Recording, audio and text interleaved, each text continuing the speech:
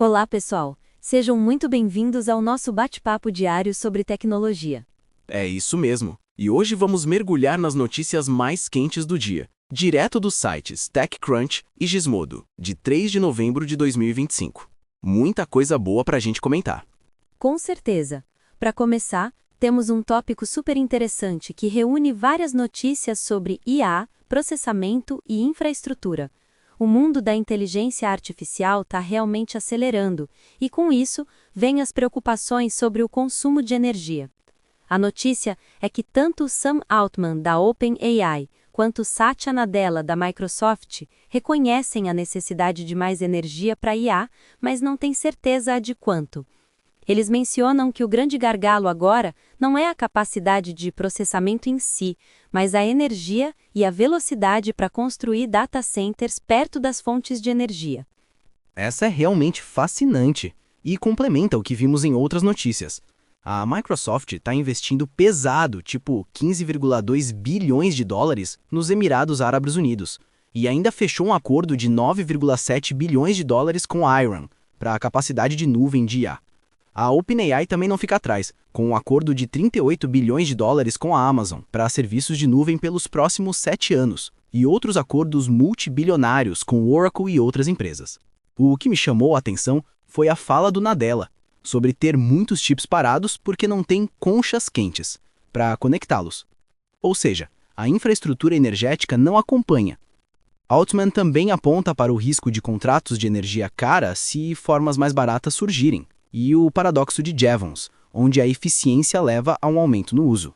Sim, e isso pode significar que as empresas de tecnologia, acostumadas a escalar software e hardware rapidamente, estão agora se deparando com a lentidão e a complexidade do mundo da energia e da construção de grandes infraestruturas. A Waymo, por exemplo, está expandindo seus robotáxis para mais 3 cidades, o que também requer uma infraestrutura robusta, embora com focos diferentes. Mas essa necessidade de energia para IA está levando a investimentos massivos em data centers e em fontes de energia, como a solar, e até em energia nuclear, como o Altman tem investido. É uma corrida contra o tempo e contra a capacidade física. Com certeza. E falando em IA e seus impactos, temos outra notícia que mexe com a criatividade e os direitos autorais. O estúdio Ghibli e outras editoras japonesas estão pedindo para a OpenAI parar de treinar seus modelos com o seu trabalho sem permissão. A preocupação é com o uso de conteúdo protegido por direitos autorais para aprendizado de máquina, algo que já gerou reclamações de outras instituições. Pois é, essa questão de pedir perdão em vez de permissão da OpenAI tem gerado muita polêmica.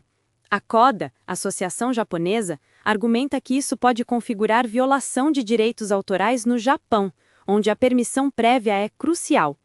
Eles citam o caso do Sora e como ele pode gerar resultados muito semelhantes a obras protegidas. A fala do Hayao Miyazaki sobre se sentir completamente enojado com animações geradas por IA em 2016 mostra a sensibilidade criativa em relação a essa tecnologia. Exato. E esse debate se estende para outras áreas. Temos a notícia sobre a Utopia East, uma joint venture para levar IA para o cinema, focando na infraestrutura e no fluxo de trabalho. Eles garantem que a IA vai trabalhar junto com os cineastas, não substituir, e que todos os modelos e dados são licenciados. Mas a preocupação com a substituição de humanos em funções criativas continua latente, apesar deles enfatizarem que a IA pode expandir o potencial criativo e gerar valor. E tocando nesse ponto de IA e criatividade, tivemos uma notícia curiosa sobre pesquisadores de IA que incorporaram um LLM em um robô e ele começou a canalizar Robin Williams. Fica a reflexão sobre a capacidade da IA de emular personalidades e a linha tênue entre imitação e replicação. Bem curioso mesmo. Saindo um pouco dessa esfera mais complexa, vamos para algo mais voltado para o dia a dia do usuário. O Chrome está ganhando novas funcionalidades de preenchimento automático. Agora ele pode preencher informações do passaporte, carteira de motorista e registro de veículo. O Google afirma que um navegador só salva esses dados com a permissão do usuário e protege com criptografia. Isso é bem prático para quem usa o Chrome com frequência. E falando em navegadores, o Dia, Um navegador de IA que foi adquirido pela Atlassian está incorporando os maiores sucessos do Arc, como modo de barra lateral e combinando com recursos de IA como memória e agentes. Parece que eles estão aprendendo com os acertos e erros do Arc para criar uma experiência mais coesa e inteligente. E é interessante ver como plataformas tentam se reinventar. O aplicativo Locket, que faz sucesso com a geração alfa, lançou o recurso Roll Call, usando Live Activities do iOS para incentivar o compartilhamento de fotos. Eles estão explorando como usar IA para criar colagens e reunir memórias, mas ressaltam que a comunicação entre pessoas reais continua sendo o foco. Falando em comunicação, o Facebook está mudando as suas regras para grupos.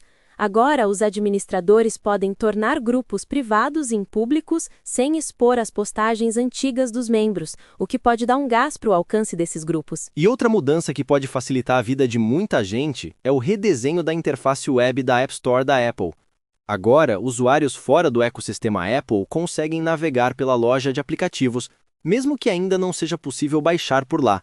Isso pode ser um passo para a Apple se apresentar como um ecossistema mais aberto. Agora, vamos para um tópico mais sério sobre cibersegurança. A notícia de que um ex-chefe da L3 Harry Strachan roubou e vendeu exploits cibernéticos para a Rússia é preocupante. Ele admitiu ter vendido 8 Zero Days por milhões de dólares em criptomoedas. Esse caso é chocante. A confiança em pessoas em posições de liderança foi quebrada.